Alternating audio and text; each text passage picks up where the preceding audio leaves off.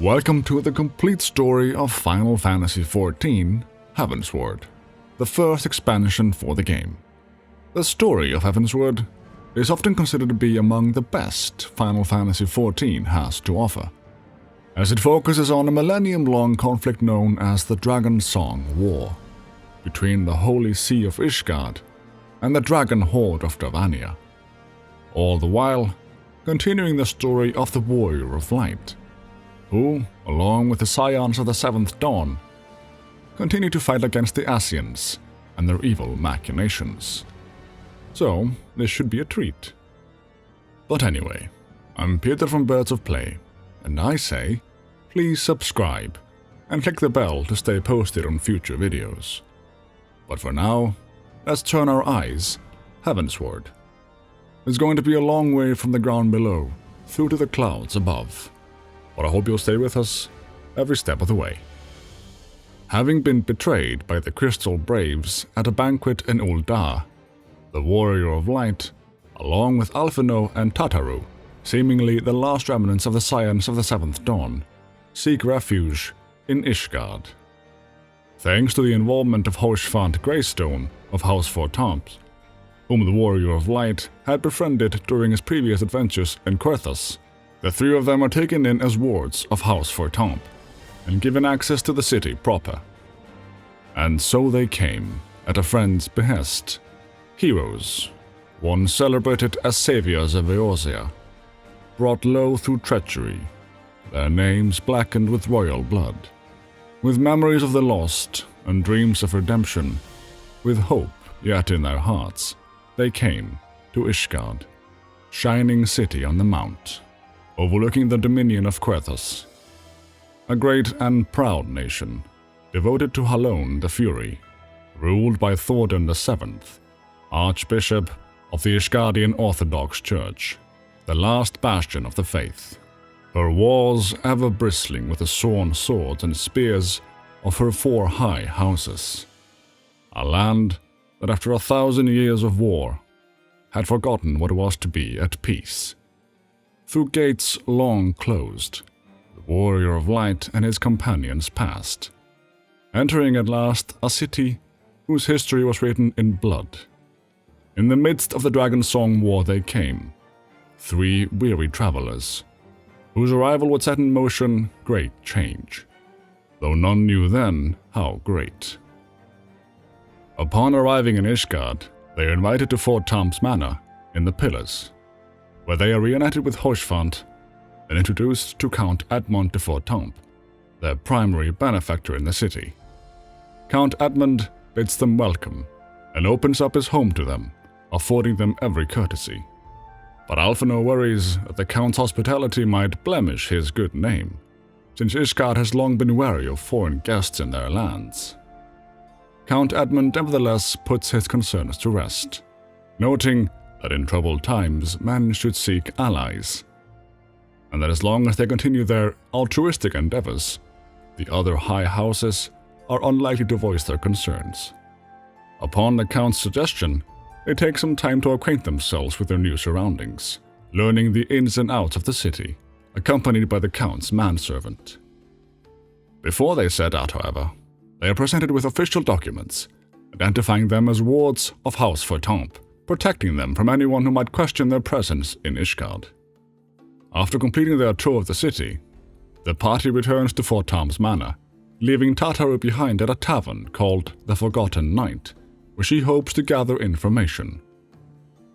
Returning to the manor, Alphinaud has nothing but praise for a city so steeped in history, although he and Count Edmond both lament the tragedy of a recent wyvern attack, which led to the indiscriminate slaughtering of men, women, and children in Ishgard's foundation. Alphinaud offers their assistance, and even though Count Edmond is hesitant to ask for the help of his guests, the fact remains that Ishgard's need is great. He asks the Warrior of Light to aid Artoiler and Emenelain, his sons, but Artoiler takes offense at his suggestion, believing himself fully capable of carrying out his own duties. Artoiler's concerns, however, only warrant a scolding from their father, who reminds them to conduct themselves with a dignity befitting their station, and to show the Warrior of Light the respect he deserves. In the company of Amanelaine, the Warrior of Light rides upon an airship high into the heavens, where the isles of earth and stone float as clouds. A new frontier, which the Knights of Ishgard have scarce begun to explore. To Camp Cloudtop, a fledgling outpost within the Sea of Clouds, where careworn scouts ever scan the skies for winged shadows.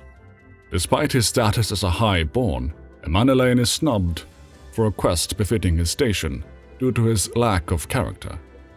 And as he eventually demands a quest befitting his post, he is captured by the Vanu Beast Tribe. This leads the Warrior of Light to launch a rescue mission single-handedly to get him back. As they make their escape, they are met with Hoshfant. But before they can make their way to safety, they are treated to the sight of mighty Bismarck, Lord of the Mists, a primal in the form of a flying whale traversing the Sea of Clouds. The party retreats as Amanelaine flees in disgrace, but thankfully they are rescued in the nick of time by Cid, Biggs, and Wedge, who turn up in an airship to pick them up. As they make their escape, they only narrowly avoid Bismarck's gargantuan mouth, living to tell the tale. Having made it back in one piece, the Warrior of Light is showered in praise for his valiant efforts, while Amanelaine's reputation as a man of few qualities remains unchanged. Returning to the manor, the Warrior of Light meets up with Artoil, the firstborn of House Fortamp, who reluctantly accepts his aid. Together they travel to the frozen wastes of the Western Highlands, once verdant tracts made pallid by the calamity, beyond the towering wall of ice to lands long forsaken that the Knights of Ishgard strove tirelessly to reclaim, to the hamlet of Falcon's Nest, once abandoned, now freed of its pall of snow and ash. There they are to contribute to the restoration of the settlement, a step towards reclaiming the Western Highlands that were lost in the wake of the calamity. As a part of their duties, the Warrior of Light and Artorial chase down a band of heretics, which leads the warrior to come face to face with Lady Iceheart herself, their leader. Midgardsormr, who had previously bound himself to the warrior, reveals himself to Lady Iceheart, much to her astonishment. He tells her that she and the Warrior of Light are alike in gifts, both possessing the Echo, yet set upon different paths. She admits to having been blessed by the Echo, and tells the tale of how she came to know the dragons, having been driven to Dravania by dire circumstances, where she was found by the great worm Hreisvelgur. She claims that thanks to the Echo, she was able to hear his voice and see the truth through his eyes, her destiny being to deliver his revelation onto the people, to bring dragon and man together, as they once were, and should ever be. As Artorial arrives on the scene, Lady Iceheart has already made her escape. Nevertheless, Artorial is pleased with the warrior's efforts to thwart the heretics, and vows that he shall see that his hard work is recognized. Having assisted both brothers, Amanelaine and Artorial, to Fortamp, the Warrior of Light returns once again to Fortamp's manor, where he meets Count Edmund again, who is most pleased with his performance. However, their conversation is abruptly interrupted by the steward of the House Fortamp, bringing grave tidings, as he tells them that both Alphino and Tataru have been detained on suspicion of heresy. Count Edmund believes this to be naught but a ploy by his fellow countrymen who aim to use Alphino and Tataru as pawns in the squabbles between the high houses. In order to prove their innocence, Count Edmund instructs the Warrior of Light to go speak with Sir Emmerich to learn more about the charges. Emmerich is of a like mind to Count Edmund, believing the accusations to be baseless, but refuting them will nevertheless prove difficult, as they are accused by Sir Grinno, a member of the Heavensward, the personal guard of the Archbishop. With no other path left open to them, Emmerich declares that they must demand a trial by combat. Since Alphino's magical talents will not have gone unnoticed, he will be expected to fend for himself. But Tataru, on the other hand, should be afforded the right to name a champion to fight in her stead, allowing the Warrior of Light to step in. even though both Haurchefant and Emmerich would be willing to serve in this capacity. During the trial, Sir Grinno repeats his charges against the foreigners, claiming they have been conspiring with heretics. Alphinaud asserts their innocence and claims his right to trial by combat, at which point Tataru does the same, claiming her right to name a champion to fight in her stead. She names the Warrior of Light. Emerging victorious over the two members of the Heavensward, Alphinaud and Tataru are acquitted of all charges levied against them and set free. Back at the manor, the Warrior of Light is greeted by Count Edmund and his sons, who are in awe of him besting members of the Heavensward.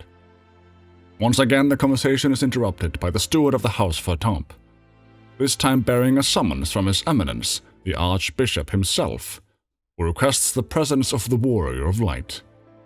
Heeding the summons right away, the Warrior of Light meets with the Archbishop in the vault. The Archbishop introduces himself as Thordan VII and explains that he has bid him to come so that he might offer his personal apologies for the Heavensward's recent blunder. Before continuing further, the Archbishop dismisses the guards present so that he might speak with the warrior in private. Once alone, the Archbishop inquires about the Ascians, his question catching the warrior off guard. He tells the warrior that he has met the Ascians, as they offered the Ishgardians power to continue their war against the dragons. Thordan says that he has hearkened to their words with interest and paid lip service to their beliefs, although he has no intention of becoming their puppet. Thordan beseeches the Warrior of Light and tells them that if they intend to rid themselves of these vile interlopers, they must need work together. Before sending the Warrior of Light away, he bids him to think on his words.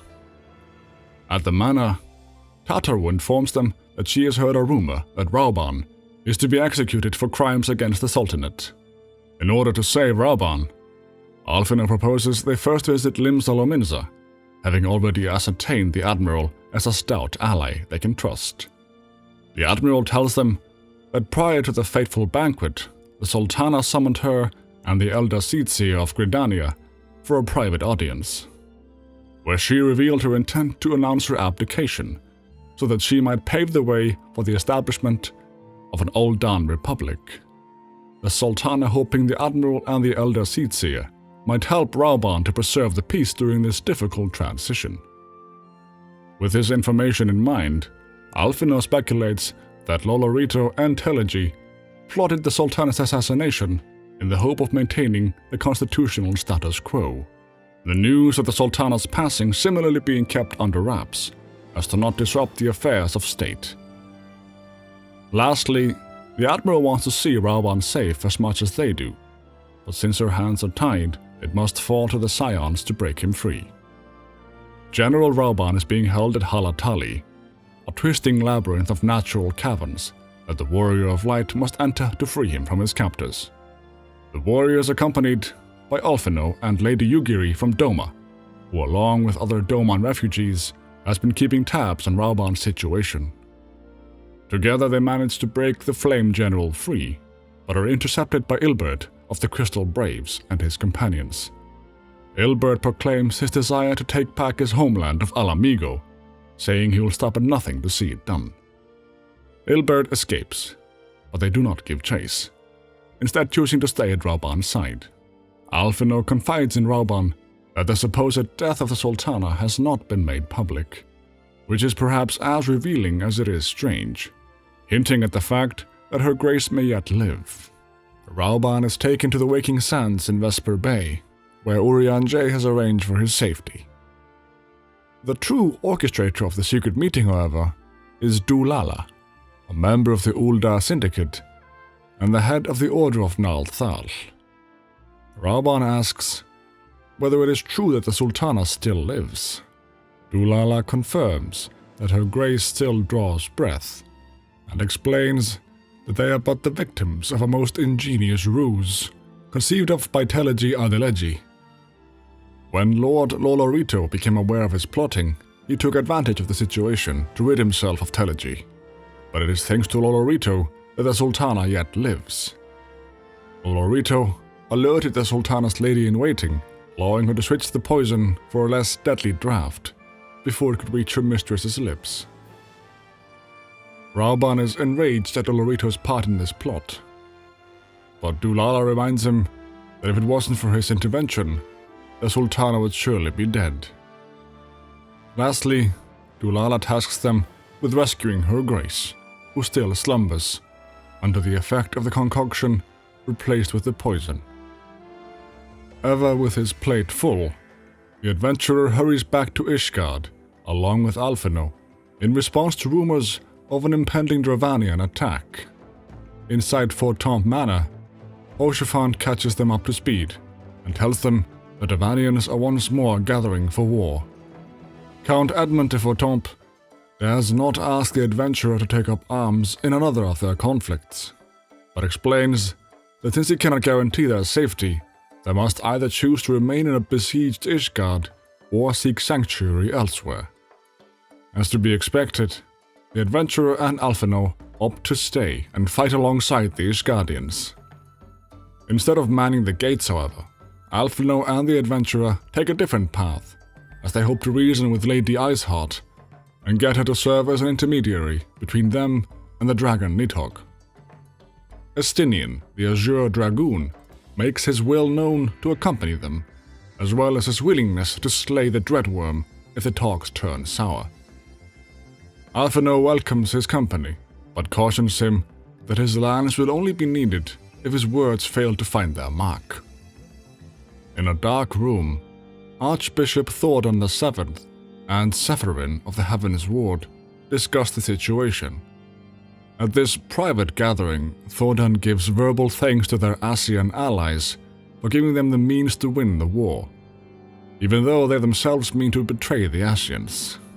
Sephirin is worried that the Ascians may see through their deception, but Thordan assures him that no matter what happens, at least their cause is righteous. As they make preparations for the war, the Archbishop deems it appropriate to leave the Warrior of Light and Estinian to their own devices. After a thorough investigation, the heroes manage to locate Lady Iceheart. They tell her of their plans to reason with the dragon, but she has little faith in their proposed peace talks, since she claims to know the truth of how the war started, thanks to the power of the Echo. Her tale begins more than a millennium past, when an Elysian tribe first sought to claim the lands of Korthus as its home. Unfortunately for them, Korthus was already home to dragonkind, and they were not inclined to make their way for invaders.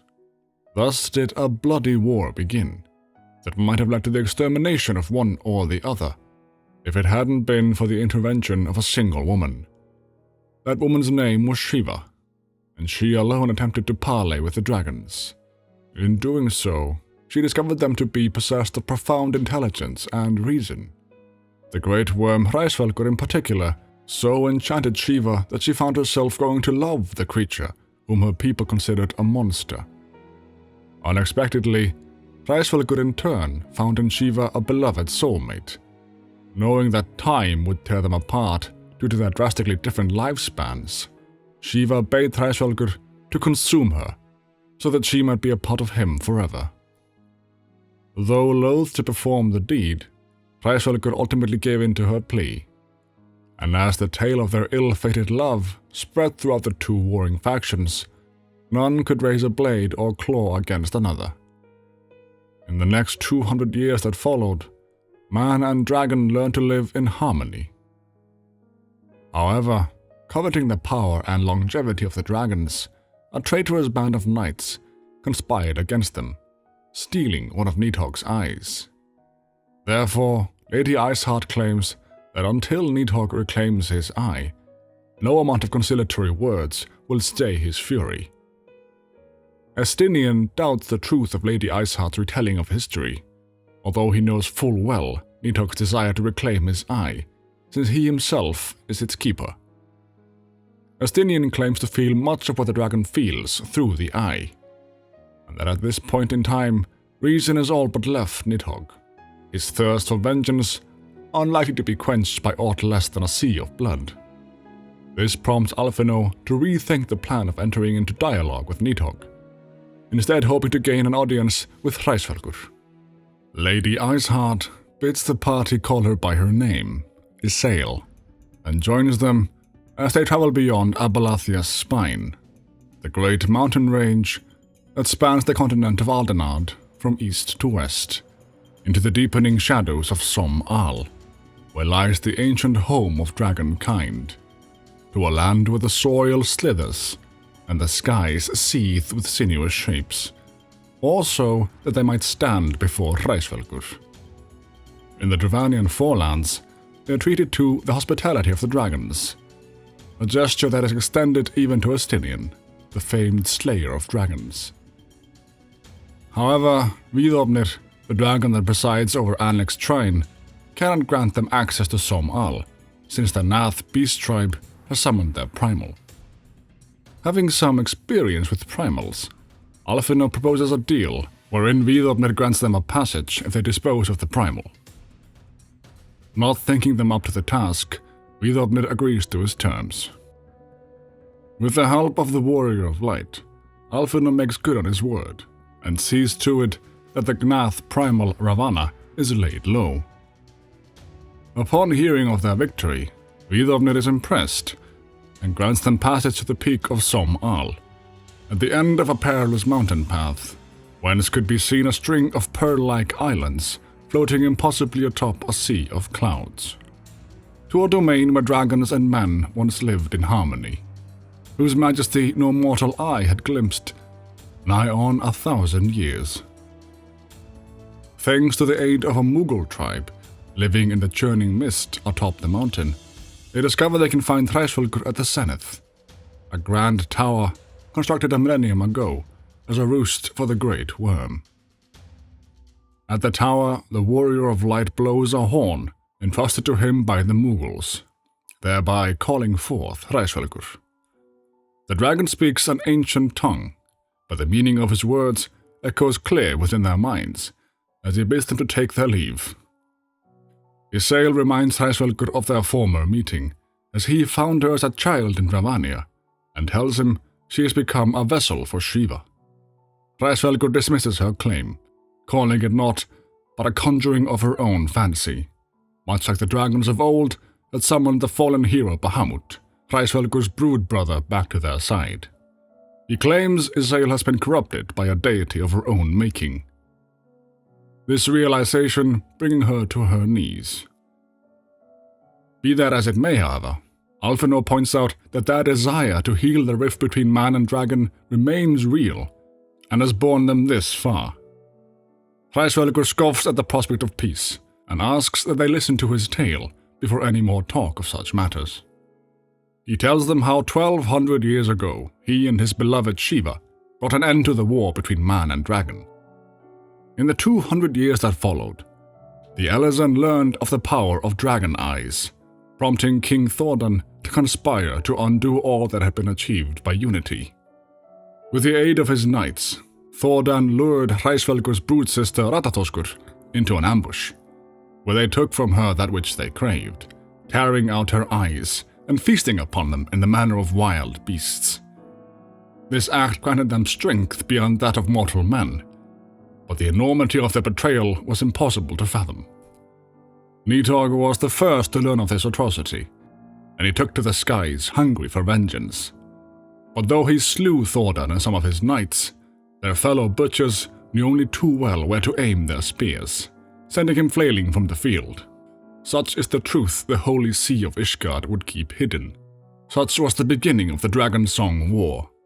An insult the dragons will never forget, even should 10,000 years pass and Ishgard crumbles into dust. Estinian asks Hreisvelgur why he should believe his version of events when they differ so from what he was taught by his countrymen.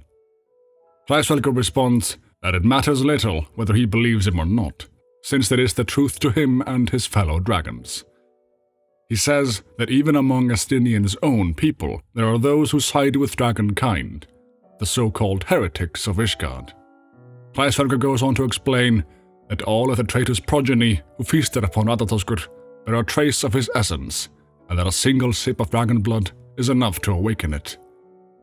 It is for this reason that those who abandon their loyalties are rewarded with a drink and thus transformed, joining the ranks of Nidhogg's ever-growing army as newborn dragons.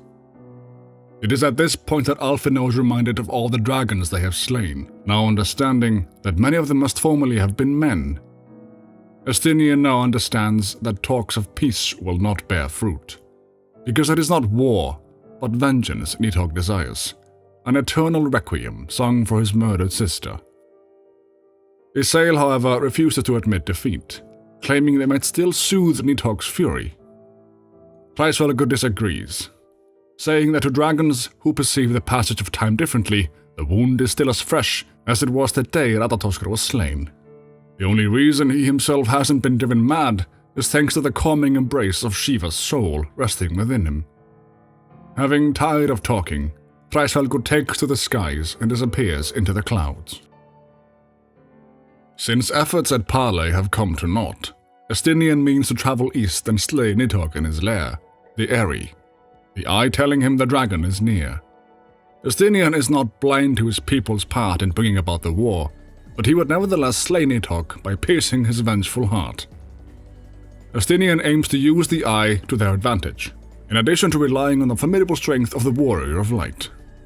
To reach the Eyrie, they must rely on Cid's ingenuity in a similar fashion as when they pierced the Howling Eye to face the primal Garuda. The enterprise is too large to brave the storm surrounding the Eyrie, so they must design a new craft, which they call a mana cutter. However, as the ironworks present the ship to the Warrior of Light, Tataru comes barging in with news from Uldar about her grace, the Sultana. The warrior and Alphinaud travel once again to the Waking Sands, where they are reunited with Rauban, who tells them of a curious alchemical shipment headed for the palace, containing a substance designed to sustain patients trapped in a death-like slumber. Having just lost an arm, Rauban asks the Warrior of Light to lend him a hand so that they may rescue the Sultana. Together, they track down Meriel, the Sultana's former lady-in-waiting, but as they begin to press her for answers, Lord Lolorito appears and offers to answer in her stead. He tells them that Ilbert had been his agent within the Crystal Braves right from the start, and together they fooled Rauban into disposing of Teleji Adelegi, who had planned to dethrone the Sultana via assassination. Lolorito proposes that they call it even, swiping both his act of treason and Rauban's execution without trial under the rug. Rauban is offended by the idea, but nevertheless ends up agreeing to it for the safety of the Sultana, his reward being a potion that will wake the Sultana from her slumber. Dulala reinstates Rauban as the General of the Immortal Flames, allowing him to return to the palace to awaken Nanamo. The Sultana awakens none the worse for her slumber, returning a semblance of order to the governance of Uldar. Alphinaud, however, feels the weight of his own responsibility in all of that has transpired, and as a result disbands the Crystal Braves. Returning to Ishgard, they find the mana cutter completed, allowing them to brave the storm to Nidhogg's lair. The Warrior of Light and the Azure Dragoon, Estinian, ride the mana cutter to the Eyrie, using Nidhogg's eye to fend the dragon off. Estinian fells the Great Worm, claiming his other eye. His armor dyed in crimson from the dragon's blood. This sight of Estinian triggers a vision brought forth by the Echo, showing the Warrior of Light Elezen knights from 1,000 years past.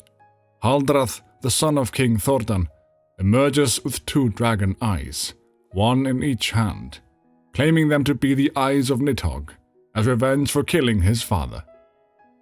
Having robbed Nidhogg of his eyes, Haldrath becomes the first Azure Dragoon, and leaves the task of ruling Ishgard to his fellow knights. The 4 knights that take up this charge belong to the houses of Fortamp, Helenard, Durender, and Zemail, which would become known as the 4 High Houses of Ishgard. In order to shape their nation anew with a history of their own making, the 4 of them vow to let the truth of this dark day die there, upon the battlefield. Upon hearing the warrior's tale, Estinian becomes perplexed as to why Nidhogg still retained one of his eyes, but the answer to the mystery ultimately eludes him, becoming a question for another time. Before making their report to Sir Aymeric, Estinian wishes to speak once more with Hreisvelgur in order to learn the real truth of things. They're once again joined by Isael, who also desires to speak with Hreisvelgur. The warrior sounds the horn, calling forth the great worm. Hreisvelgur says that he has already sensed the moment of Nidhogg's demise, at which point Estinian claims it was his eye that he prized from Nidhogg's head. His secret uncovered, Hreisvelgur confesses that he did indeed yield half of his strength unto the blinded Nidhogg. The warrior of light pulls out the eye in question, leading it to magically return to its original host. This brings about yet another vision from the Echo, this time showing the warrior of light the exact moment in time Hreisvelgur rent his eye onto his brood brother, as penance for trusting the Alizin. As the warrior as well as his sail regain their senses, Hreisvelgur is already privy to which scene from his past they have borne witness to. He bids the mortals to take their leave, since their presence spelleth naught but misery. Having been dismissed by the Great Worm, a part of the mystery still remains, since the whereabouts of Nidhogg's second eye are still unknown. In addition to this, they still don't know why Nidhogg, who had taken such pains to prolong the Dragonsong War, suddenly decided to hurl his entire army against the walls of Ishgard. Before they can ponder these questions further, Estinian is contacted via link shell by Sir Aymeric, who tells him that fighting has broken out within the city. Isael, who is given no order to attack, joins them as they return to Ishgard, hoping to put an end to unnecessary violence by appealing to the heretics which she has commanded. Back in Ishgard, the Archbishop and the Heavensward discuss the situation. Zephyrin believes this unrest will not hinder their plans, but instead feed the people's fear of the heretics and the dragons both. Archbishop Thordan orders the Heavensward to allow their unwelcome guests to sow a measure of chaos before having them crushed by the Temple Knights. As the Heavensward leaves the room, the Ascian Lahabrea appears behind Thordan, pleased that all is going according to plan. As they reach the city, Hoshefant is already hard at work defending it. Although initially suspicious of Lady Iceheart's involvement, Hoshefant is nevertheless quick to forgive her presence, since the Warrior of Light and Estinian seem to vouch for her. Hoshefant leads her to the heretics, where she tells them that there is no need for further bloodshed. The heretics rejoice that Lady Iceheart now stands with them, but become confused when she tells them that Nidhogg has been slain and that the war has ended. The heretics fear that they have lost the war, but Isael assures them that peace is in fact what they've all been fighting for. Once things settle down, Hoshefant and the Warrior of Light return to Fort Tomb Manor, along with Estinian, where they meet with Count Edmund and Sir Aymeric. They tell them all they have learned about the origins of the High Houses, and how the heretics have turned into dragons, by virtue of their bloodline being corrupted by that of Ratatoskur.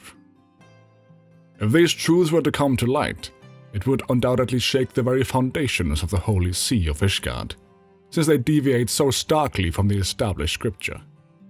Sir Aymeric claims that if the Holy See already knew of this and chose to remain silent, then their crimes would be grievous indeed. In order to ascertain the truth, Sir Aymeric means to confront the Holy See, for only once the truth is laid bare can the war truly be said to have ended. Sir Aymeric leaves to seek an audience with the Archbishop, the others worrying he'll be branded a heretic for raising such questions. Once he is gone, Lucia, his second in command, vows to go fetch him if he does not return on his own accord. Although she says they might not have reason to worry if the rumors of his heritage are to be believed. Alphino, not being privy to the rumors of Ishgard, inquires as to what rumors she is referring to. The answer being that it has been said that Sir Aymeric is in fact the Archbishop's bastard son. This means that even if Sir Aymeric would be found guilty of treason, the Archbishop might not be so quick to execute his own son, affording them time to mount a rescue. Estinian and Hoshefant vow to aid in the rescue effort, Hoshefant exclaiming there is no greater calling for a knight than to save the life of his fellow man. As Sir Aymeric confronts the Holy See, Alphino and the Warrior of Light go to recruit the disenfranchised people of the Broom, telling them the news that it isn't just the high houses of Ishgard that are descended from the heroes of Eld, but rather highborn and lowborn alike. There they meet Hilda, the bastard daughter of a highborn Elazan and a Huron maid. But before she can agree to join their cause, they are interrupted by Charibert, a member of the Heavensward, drawn to, in his own words, the unmistakable scent of heresy. He identifies Alphino and the warrior as the honored guests of House Fortamp, and Hilda as the Queen of Rats. The party fights Charibert, but as Lucia arrives on the scene to back them up, Charibert is forced to retreat. Lucia informs them that Sir Emric has indeed been imprisoned under suspicion of heresy, the Heavensward taking over his duties in commanding the Temple Knights. In order to free the Lord Commander, the Warrior of Light infiltrates the Vault, Ishgard's seat of government, and the residence of the Archbishop, while the others fight to spring Sir Emric free. Inside the Vault, the Warrior of Light faces off against the Knights of the Heavensward, each one possessing inhuman strength and abilities. As Sir Charibert is defeated, Safarin tells him to fall back, as an airship flies overhead intended to facilitate their escape, along with the Archbishop. At this point, the others join the warrior, having already rescued Sir Emric. The Lord Commander calls out to his father, confirming the rumors, and asking him why he must continue down this path now that Nidhogg has already fallen. Thordan replies that he refuses to tear down the pillars of their society by revealing the truth to the people, letting everything they've built for the last 1,000 years crumble. When they see the Archbishop won't listen to reason, Hoshafant and the Warrior of Light charge the airship in an attempt to stop him. However, Safarin, who had been biding his time, throws a spear of light at the warrior from behind. Hoshafant, ever the trusted ally, notices the attack and jumps in to block it. He manages to block it with his shield, but sadly the spear ends up penetrating it, impaling Hoshafant in the process, and inflicting upon him a fatal wound. Thordan uses this opportunity to set a course for Azizla, while the heroes see to their brother in arms. In his final moments, Hoshafant consoles the Warrior of Light, telling him a smile better suits a hero. His last breath spent, Hoshafant closes his eyes for the last time, his body laying lifeless in the company of friends. Upon returning to Fortamp Manor, Count Edmund has already heard the news of his son's passing. He understands that as a knight, Hoshafant fulfilled his duty with honor, but he asks his guests to leave him to mourn, telling them they should give chase to those who have escaped them, for his son, and for the nation he loved. Before they set out, Count Edmund breaks down into tears, grieving the untimely loss of his son. Leaving Count Edmund to mourn, Alphino and the Warrior of Light pay a visit to Sir Emric. Once there, the warrior is treated to a vision by the Echo, showing him Sir Emric confronting his father, the Archbishop, as Thordan confesses to having known all along about the truths they have only just uncovered regarding the sins of their forefathers. However, Thordan refuses to meekly let his progeny suffer for the sins of those who came before, in an attempt to satiate an insatiable thirst for vengeance. Thus he believes the lie is necessary to shield the people from the sins of antiquity. Thordan now understands that his son will not accept this narrative, and has him taken away by the Heavensward. After the vision has subsided, they talk with Sir Emric about the assault on the vault. Sir Emric notes how the Heavensward seem to demonstrate some strange and unnatural abilities, the manner in which Lord Hoshafant was struck down being one among them. The spectacle called to mind King Thordan and his Knights 12, as they are depicted in scripture, with holy powers that have become the objects of faith, instilled with the belief of countless devoted souls.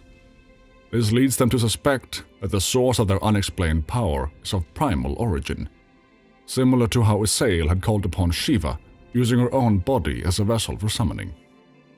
In order to stop Thordan, Alphinaud and the Warrior of Light recruit Cid and the Enterprise to fly to the northern reaches of the Sea of Clouds, where countless isles yet remain uncharted, in search of a mysterious land known as Ascians and the unmasked villain who sought to claim its secrets. All the while oblivious to the new threat which followed in their wake. There they hope to find Thordan's airship, the Soleil, that is said to have been spotted in the area. In the Sea of Clouds, they come upon Garlean Imperial officers harassing a member of the Vanu Vanu beast tribe, and after coming to his aid, Lonu Vanu escorts them to his village. Once there, they spot the primal Bismarck flying overhead, wreaking havoc on the floating isles. As they speak to the village chief, they get word of the mysterious Ascians, the home of forbidden secrets, kept locked away by a key hidden inside mighty Bismarck. The Warrior of Light faces off against the primal by luring it with a floating island as bait, firing dragon killer hooks into the beast to draw it closer. As the beast is slain, it dissipates into the ether, leaving a key in its wake. This triggers a vision by the Echo, bringing him one step closer to regain the complete blessing of Hydaelyn that was cut off by Midgardsormur. As the Warrior of Light picks up the key, he is ambushed by Thordan and an Ascian called Igayorm, the Ascian prying the key away from him and handing it over to Thordan. Thordan thanks the Warrior of Light for saving them the trouble of slaying Bismarck. As he activates the key, a light shoots out into the distant sky, pointing the way to Ascians, the home of ancient Allagan secrets. Thordan follows the light with his men, leaving the Warrior of Light behind. Returning to the village of the Vanu, Imperial troops have taken the inhabitants hostage. There they are confronted by Varys Sosgalvus, the reigning Emperor of Garlemald. Varys recognizes the Warrior of Light and realizes that he too searches for a way to Ascians. He tells them they both desire the same thing, the elimination of the primal threat, and the only thing that differs being their methods.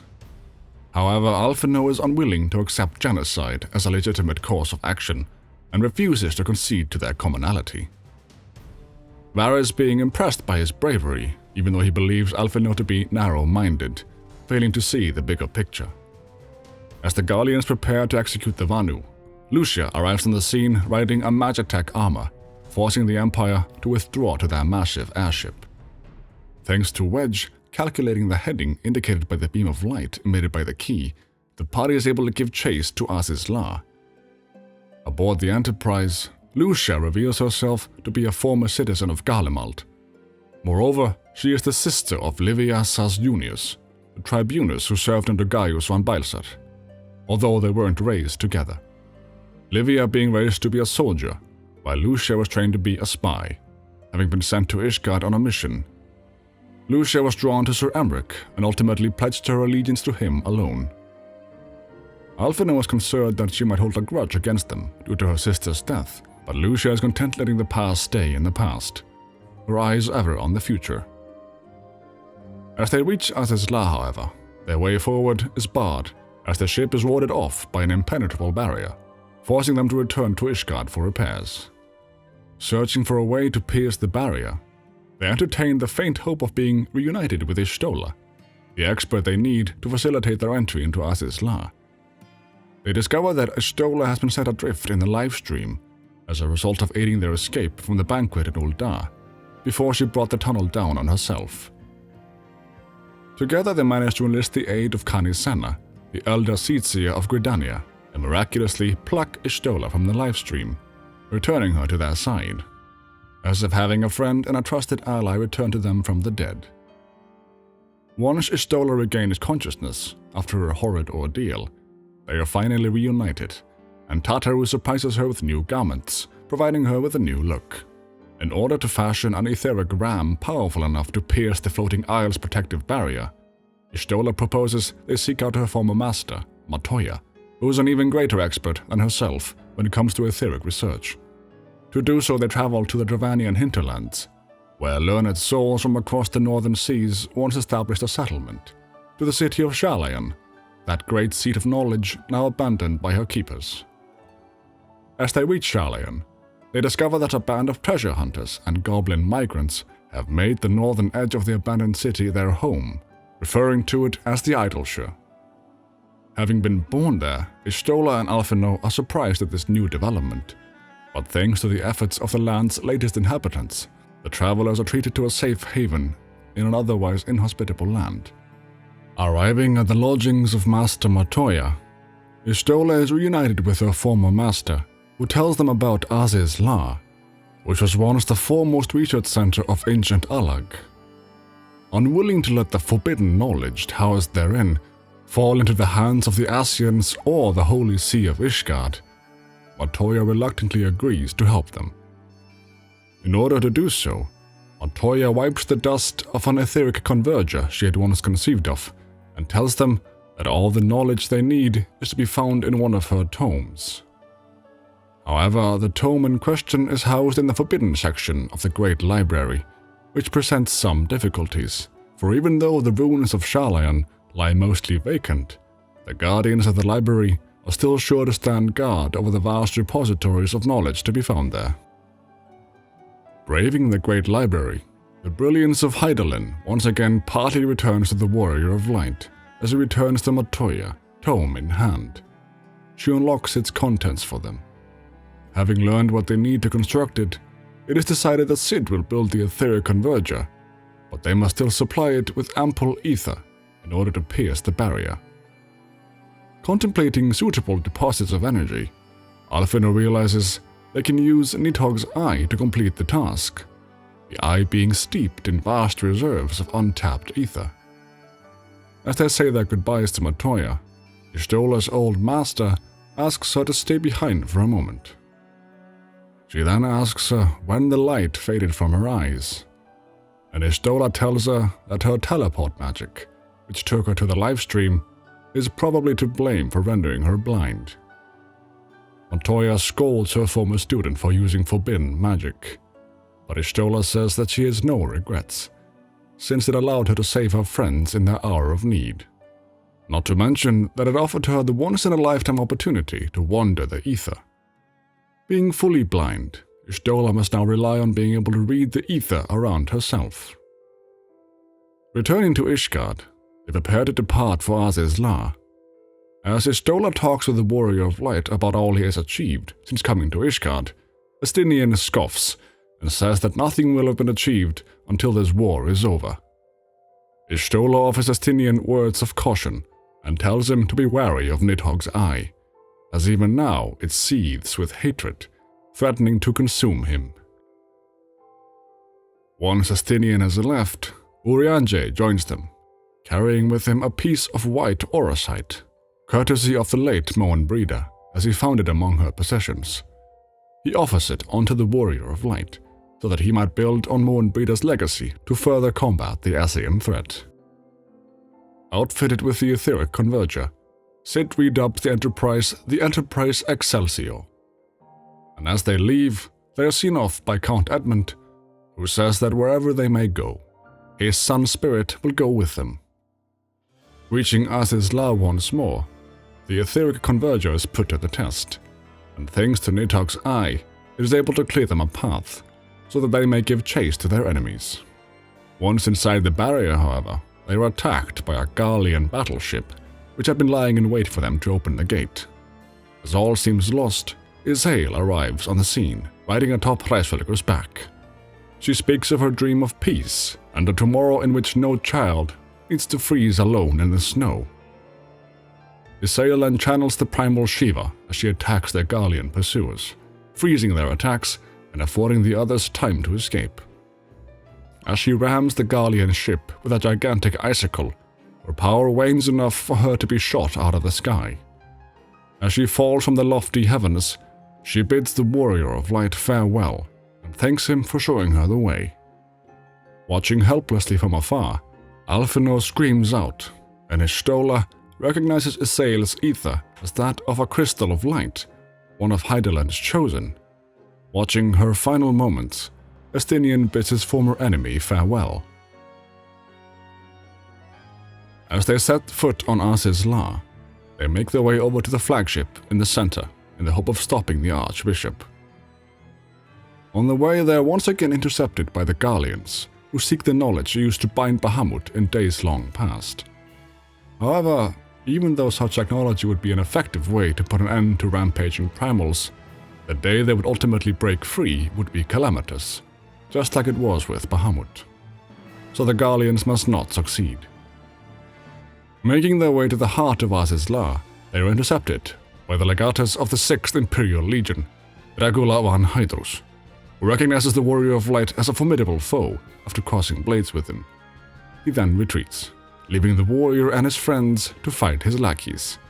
Holding back the Garlean infantry with the others, Justinian hands the Warrior of Light the Eye of Nidhogg, hoping that its power will be of use to him.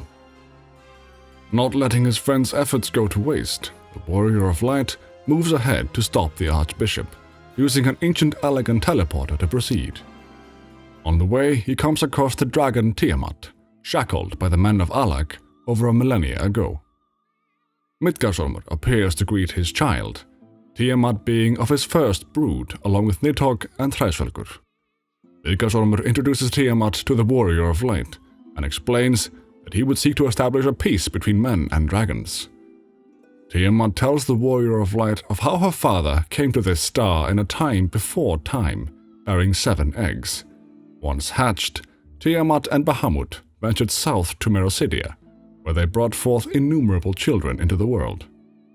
Then, some 5,000 years ago, the men of ancient Alag came and slaughtered her children in droves, taking from her her beloved Bahamut. In her hour of despair, Tiamat was then visited by the Ascians, who offered to resurrect Bahamut through their dark arts. Accepting their offer in her hour of despair, the Ascians brought back a mockery of her beloved Bahamut, and what was worse, they also gifted his murderers the means to entrap him. Regretting her decision, Tiamat tells the Warrior of Light that he must vanquish the Ascians to deliver the weak of will from their dark influence. Upon hearing her tale, a piece of the crystal's light is restored, fully returning the Warrior of Light to Hydaelyn's embrace. Hydaelyn congratulates him on overcoming his many trials, and begs him to venture forth to shine his light on all creation. Midgardsormr congratulates the warrior on having broken down the walls he built around him, allowing him to partake of his mistress's blessing once more. Having watched over him, Midgardsormr believes the warrior to be worthy of her light and offers him his wings to further aid him on his journey. Venturing forth, the Warrior of Light comes face to face with 2 Ascians, Lahabrea and Igerium, who tell him that through the joining, the world shall become whole again, all becoming as it was, as it should ever have remained. The Ascians attack the warrior in order to put an end to his meddling, but he once again emerges victorious.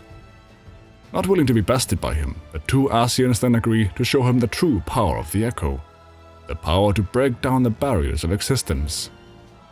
However, even as they join hands to combine their forces, the power of the 2 Ascians falls short of the Warrior of Light, allowing him to force them apart once more, the blessing of the light proving their undoing.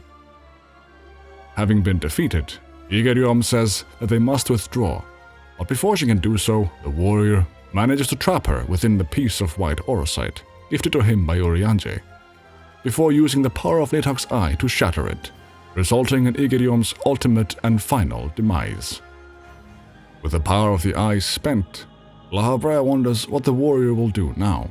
At that moment, Archbishop Thordan arrives on the scene, noting how even the vaunted Warrior of Light must rely on mortal contrivances to unmake an Ascian. The bishop is joined by the members of the Heavensward, who carry the coffin of King Thordan, who, along with his Knights 12, had defeated Nidhogg in ages past, the Holy See having safeguarded the beast's eyes ever since. The eye in the possession of the Warrior of Light was Nidhogg's left, having long served as the source of the Azure Dragoon's might, while its twin was buried secretly along with Haldroth, the first Azure Dragoon, taking onto himself the soul of the legendary King Thordan. Much like Azael had with Shiva, the Archbishop ascends to godhood, becoming a primal, before taking the remaining Eye of Nidhogg for his own, transforming it into a mighty blade. He says to Lahabrea that his contempt for man has proven his undoing, proclaiming that as his first act as God King, he sentences him to die. Swinging his divine blade, he then feeds upon Lahabrea's ether, much as a primal would feed on any other source of ether. Having vanquished the Ascian, he vows that his divine blade will bring order to the world. Not being able to suffer a primal to go free, the Warrior of Light faces King Thordan and his new Warriors 12, who call upon the true power of the Heavensward as they transform into towering and fearsome figures. King Thordan promises that by his blessing all men shall be sanctified, and that an endless era of peace will begin, where vice and conflict shall cease to be. King Thordan asks what the Warrior of Light can offer the world, and asks him to defend his cause with his life. Together they do battle, King Thordan ultimately being brought to his knees in defeat, his Knights 12 disappearing along with him. Contemplating what has transpired, the Archbishop cannot believe that the warrior has bested a millennium of prayer combined with the eyes of power. He then sees something in the Warrior of Light, asking who or what he is, before dissipating into the ether along with his men. Afterwards, the Warrior of Light is joined by Estinian, allowing him to return the eye to him. However, as Estinian takes hold of the second eye, he is overpowered by Nidhogg's will as the mighty dragon takes over his body, fully manifesting in the world before soaring off. Riding on Midgardsormr's back, the Warrior of Light joins the others, Ishtola noting the absence of Estinian. Returning to Ishgard on the back of a dragon, they are greeted by Sir Emric, who says that the sight of the Warrior of Light arriving in the city upon Dragonback will be remembered for 1,000 years to come, signaling great change. They tell Sir Emric of how the Warrior of Light succeeded in foiling the Archbishop's plans, but Midgardsormr reminds them that their struggles are not yet over. Midgardsormr asks the Ishgardians whether they truly desire peace, at which point Sir Emric apologizes for the unspeakable atrocities his people have committed against dragonkind. Sir Emric says that it will take time, but that he believes that Ishgard may yet become a place where man and dragon can abide together in harmony. They are joined by the leaders of the Eorzean Alliance, who welcome the Holy See of Ishgard into their fold, once again counting it as a proud member of the Eorzean Alliance. The Sultana of Ul'dah asks that their nations move forward as one, standing united against the threat of the Gallian Empire. The leaders of the 4 city-states raise their weapons in unison, vowing to fight for the future of Eorzea. Overlooking the city, the Warrior of Light is joined by Alphino as he visits Haurchefant's grave, a noble monument to a noble soul. Tataru brings flowers, and the Warrior of Light leaves Haurchefant's shield, shattered yet still proudly bearing the mark of House Fortamp. Alphino reminds them that they have lost much, but that they must nevertheless press on if they are to rebuild the Scions. So ends a glorious chapter in their tale, though tumultuous days yet lie ahead for Ishgard. After 1,000 years under the yoke of the Church, the people take their first tentative steps into the unknown. And though they spy a glimmer of peace upon the horizon, Nidhogg's vengeful shadow yet remains to darken the way.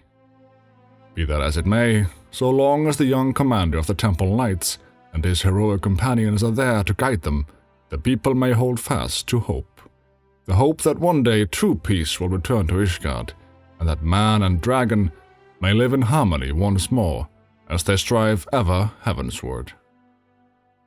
On the moon, the Ascian Elidibus recognizes the demise of Lahabrea and Igrium, both of them having been carelessly bested by mortals, as they attempted to initiate the 8th rejoining, leaving Elidibus to deal with the consequences. Elidibus says that Hydaelyn's champion has grown too strong, and that his might encroaches upon the realm of gods. To restore the equilibrium, he turns to another and tells him that his time to join the fray has come, referring to him as the Warrior of Darkness. Patch 3.1. As goes light, so goes darkness. Once things calmed down a little bit, Sir Emeric invites Alphinaud and the Warrior of Light to meet him. He tells them that he has told everyone the truth of everything, and that the time for deception has come to an end. However, this has resulted in unrest within Ishgard, and some have taken issue with the church, and others have chosen to doubt what Sir Emeric would profess as true. In order to bring a definitive end to the Dragonsong War, they therefore wish to treat with the dragons of Annex Shrine. So they ask the Warrior of Light and Alphinaud to escort Lucia and introduce her to the dragon Vidopnit.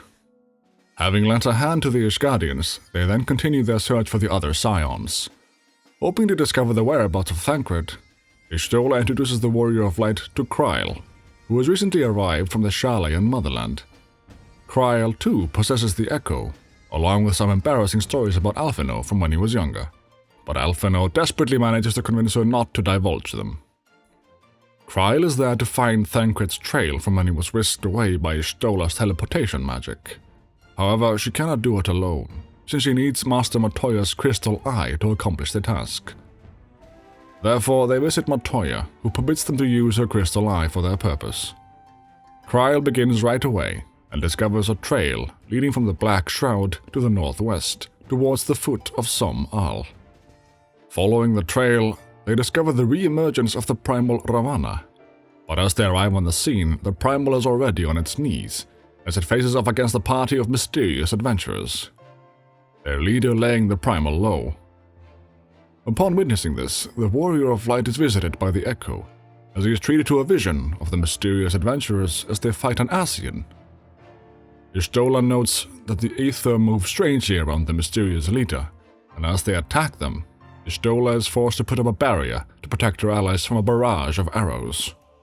What follows is an all-out brawl, as the two groups fight until Thancred appears to even the odds.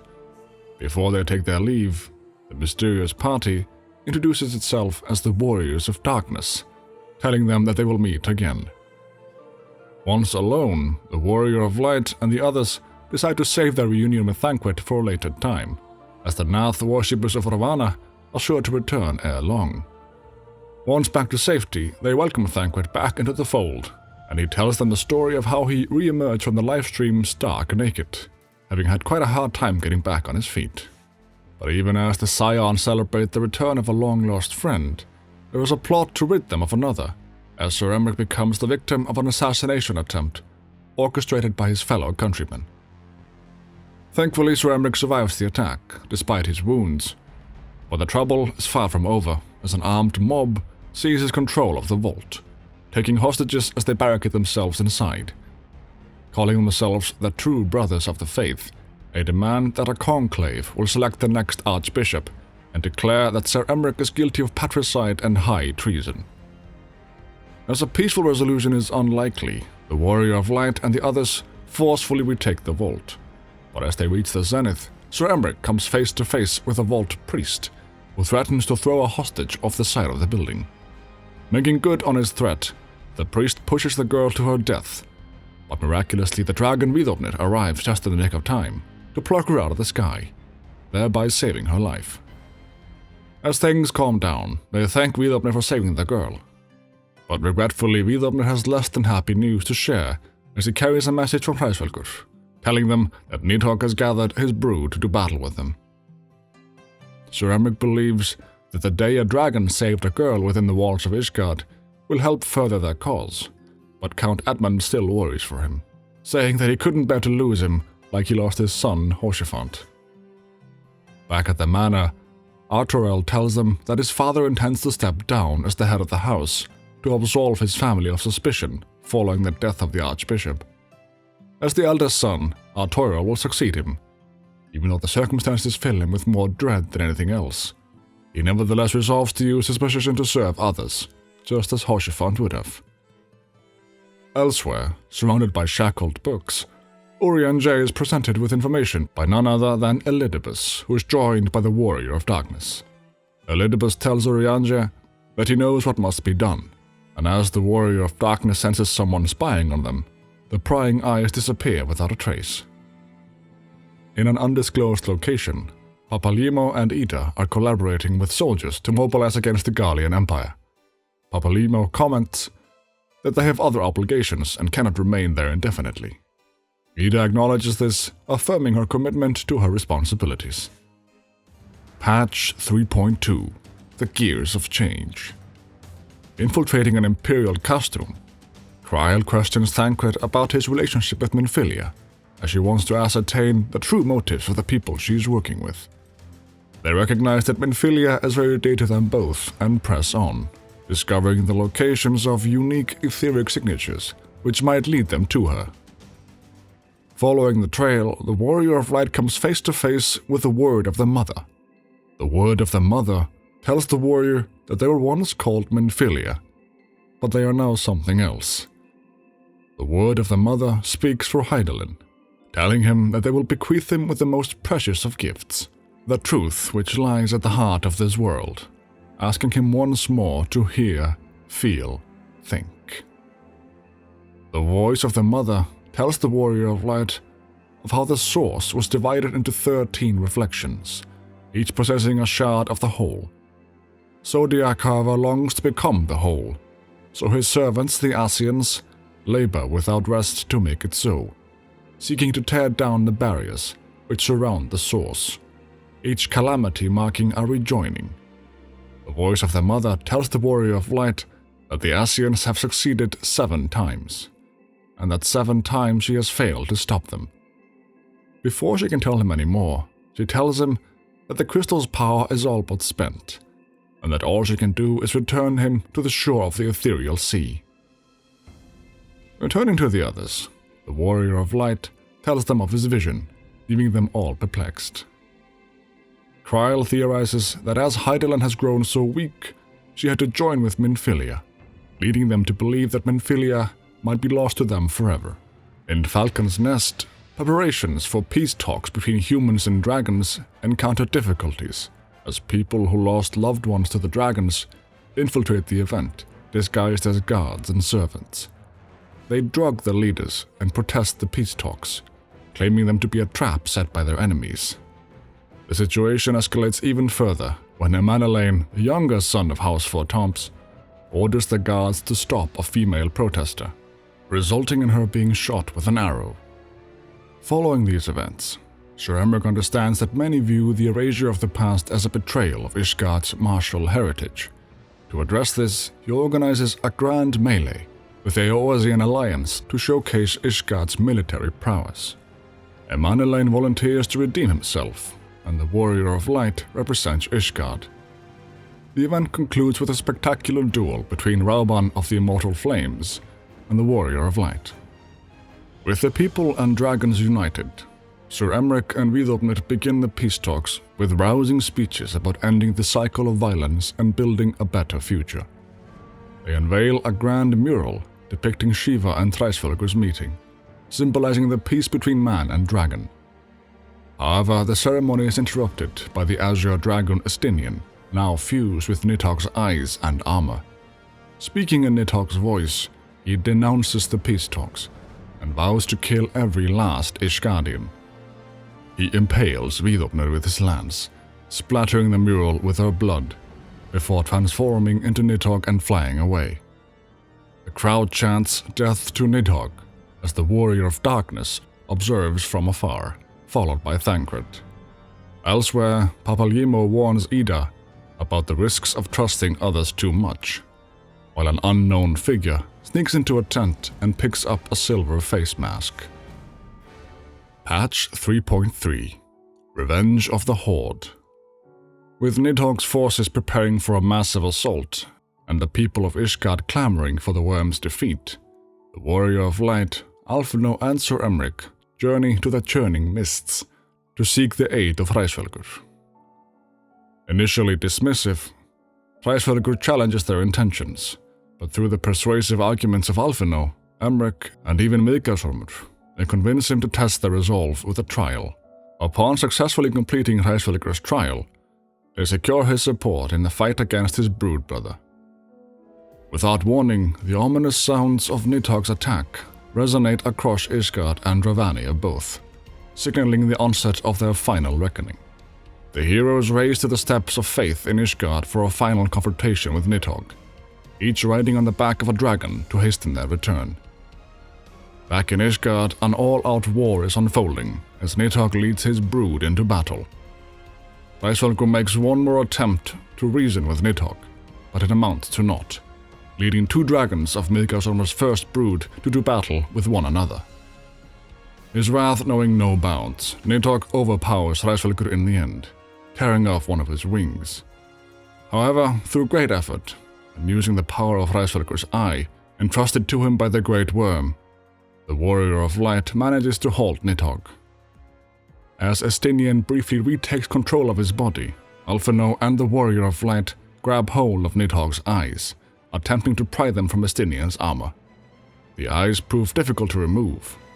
However, thanks to the spirits of their fallen comrades, Isael and Hoshefant, they are able to see it through. The eyes are eventually pried off and cast into the abyss leading to the Sea of Clouds, signaling the end of Nidhogg. Later, Estinian awakens to Alphinaud's tears. He reflects on the similarities between himself and Nidhogg, as they were both driven to revenge by the loss of their families. However, unlike Nidhogg, Estinian had people who cared for him. With Nidhogg defeated, Estinian relinquishes his role as the Azure Dragoon. Sir Emmerich steps down as the interim leader of Ishgard, and as his final act, he dissolves the Archbishop's rule, establishing a republic with a House of Commons and a House of Lords, allowing both lowborn and highborn a say in governance. Thus, the Dragonsong War is finally over. Meanwhile, the Knight of Darkness stands on the edge of the Sea of Clouds, contacting the Warrior of Darkness, who is meeting with the Ascian Elidibus. Their plotting is interrupted by a noise from the shadows. The Warrior of Darkness attacks, discovering Alphinaud's sister, Alisaie. He nearly strikes her down, but she is saved by Thancred, who had been following the Warrior of Darkness ever since the failed peace ceremony.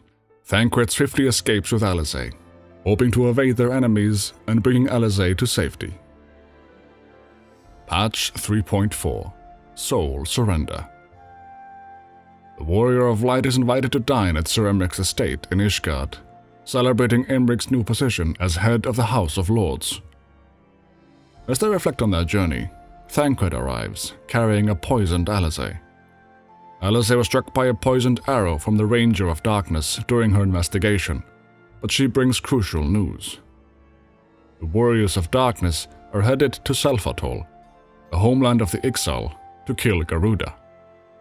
The Warrior of Light rushes to the Ixal village to prevent the summoning and succeeds just as the Warriors of Darkness arrive, accompanied by a mysterious Ellison Arcanist dressed in grey. Having beaten them to the Primal, the Warriors of Darkness reveal their backstory. They come from a world overwhelmed by light, having defeated the Ascians, only to face destruction from a flood of light. Realizing that imbalance between light and dark is destructive, they then allied with the Ascians to restore balance and save the world. They then leave, the Arcanist dressed in grey lingering but a moment longer than the rest. After the confrontation at Selfatol, the Warrior of Light returns to find Alisaie recovered and ready to join her brother and the Warrior of Light on their mission. Tataru provides Alisaie with new adventuring clothes, delighting both twins. They head to the Waking Sands to consult Oriange about strange etheric readings, and Oriange mentions unusual activity among the kobolds, suggesting a possible resummoning of Titan. The trio travels to the kobolds' sacred mountain in La Noscia, where they meet a young kobold named Gabu. He seeks to help prevent his clan from sacrificing his parents to summon Titan.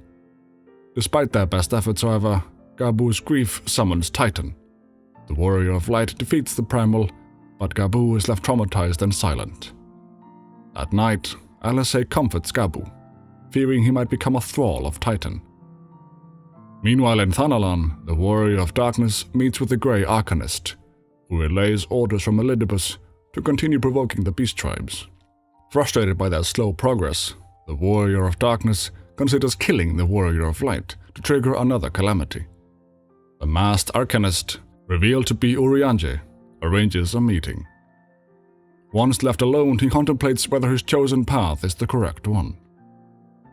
The next morning, the trio prepares to leave Camp Overlook. Alice asks the commander to care for Gabu until his condition improves, and Gabu thanks Alice before leaving with the commander. Returning to the Waking Sands, Urianger confirms the defeat of Titan and informs them about a shipment of stolen crystals destined for Little Alamigo, possibly for summoning Ralger. Thancred reports that the smugglers, linked to a former triple agent, were likely working for an Ascian, and that one shipment made it to Little Alamigo. In Little Alamigo, the Warrior of Light learns about a new resistance splinter group called the Masks, led by the enigmatic Griffin. Ida and Papalimo, who've been aiding the resistance, update the Warrior of Light on the situation. Disguised as adventurers, they infiltrate the Masks and learn that the crystals were to be traded to the Amalja for their aid in retaking Dravania. The group tracks the stolen crystals to the Bowl of Embers, where they find the Warriors of Darkness hell-bent on hastening Oasia's despair by killing the Warrior of Light. A fierce battle ensues, with Alice summoning an ethereal blade to defeat the warriors temporarily. Urianger then reveals himself as a true ally of the Scions and orchestrates a ceremony to channel their light, transporting everyone to the ethereal sea for an audience with Hydaelyn. Minfilia, restored as Hydaelyn's emissary, bids them farewell and departs with the Warriors of Darkness to offer hope onto their world, Urianger having traded one world for one life, even if the price was not his to pay. Back at the Rising Stones, the Scions discuss their future. Alphinaud proposes they pursue individual goals towards the common aim of protecting Oasia. Ida and Papalimo head to Thanalan. Ishtola and Kryl focus on primals, and Thancred and Urianger continue their respective duties. Meanwhile, Alphinaud and Alice join the Warrior of Light as adventurers. Elsewhere, a fake Griffin and the real Griffin confer with Elidibus, who provides the Eyes of Nidhogg, retrieved by the Knight of Darkness. Meanwhile, Nerotol Skyva discovers an ancient Allagan monolith in Katino, anticipating exciting developments. Patch 3.5 The Far Edge of Fate. Alphinaud has summoned the Scions to the Rising Stones, but their meeting is interrupted when a Mikote from the Alamigan resistance collapses inside the Rising Stones. She brings urgent news that the Griffin plans to provoke a war between the Oasian Alliance and the Imperials by attacking Bailsa's Wall, the massive barrier between Dravania and the Black Shroud. The Scions quickly spread the word to the city-states, and the Warrior of Light visits Sir Emeric in Ishgard, who calls for an emergency meeting between the House of Lords and the House of Commons. Sir Emeric is chosen to represent Ishgard, but first sends word to Camp Dragonhead about a possible Imperial attack. There, the Warrior of Light meets Emanelaine de Fortemps, who is now in command after Hoshifan's death. The leaders gather in Gridania to plan the response. Ishgard and the Doman refugees agree to support the Grand Companies at Bailsa's Wall, but Alphinaud fears this might be a trap set by the Griffin to provoke the Imperials. Meanwhile, Ida, Papalimo, Thancred and Yugiri sneak through a hidden tunnel to Dravania to convince the Griffin to halt the attack. Alphinaud and the Warrior of Light stay with the Grand Company commanders to monitor the situation. Suddenly, an explosion on the wall signals that the Grand Company forces have launched an assault without orders, revealing the Griffin's plan to disguise his soldiers in Grand Company uniforms so that he can frame Eorzea for starting the war. The Warrior of Light confronts the true Griffin, who is revealed to be none other than Ilberd, the traitor from the Crystal Braves. Despite suffering defeat, however, Ilberd's plan is already in motion and cannot be stopped. His accomplices, disguised as Imperials, release Magitech killing machines that slaughter the Resistance fighters, causing much despair, making those who lie dying wish for the power to crush their enemies, even if it means summoning a primal. Using the Eyes of Nidhogg, Ilberd then sacrifices himself by willfully plummeting to his doom, summoning a powerful primal in the process, Shinryu. Upon witnessing the emergence of the dreaded primal, Papalimo sacrifices his life to seal Shinryu in a cocoon of light, affording the others the time to retreat. As they flee, Thancred carries Ida away and tells her not to resent Papalimo for his choice, Papalimo having done what he believed was right. The Warrior of Light returns to the Rising Stones to inform the others of Papalimo's fate, each member committing to work harder to address the crisis of the Cocoon of Light. The Eorzean Alliance and Sid Garland hold a meeting to discuss their next steps. In Vesper Bay, a lone samurai arrives, seeking aid, having traveled long and far to reach Eorzea in a small boat. Upon seeing the man, Urianger suspects where he is coming from and takes him in. As the Eorzean leaders meet in Gridania, their meeting is interrupted by Nero Tolskaiva, who suggests using Omega, an ancient Allagan anti-primal weapon, to deal with the new threat. Despite their distrust of Nero and Allagan technology, the leaders ultimately agree, seeing no other recourse. As the samurai Gotetsu arrives at the Rising Stones, he recognizes Yugiri and offers his help against the Imperials. The team heads to Cartino to activate Omega, and after a battle with Imperial soldiers, Ida decides to launch Omega towards Dravania. A fierce battle ensues between Omega and the primal Shinryu, resulting in both vanishing. Ida's Archon tattoos disappear, revealing her true identity as that of Lys, Ida's younger sister, who took up her identity after Ida's death. The leaders decide to gain the support of the Alamigan resistance. Raban and his son are sent to secure Bailsar's wall. Raban vows to reclaim Alamigo in Ilbert's memory. Lys, no longer hiding behind Ida's mask, commits to fighting for Alamigo's freedom.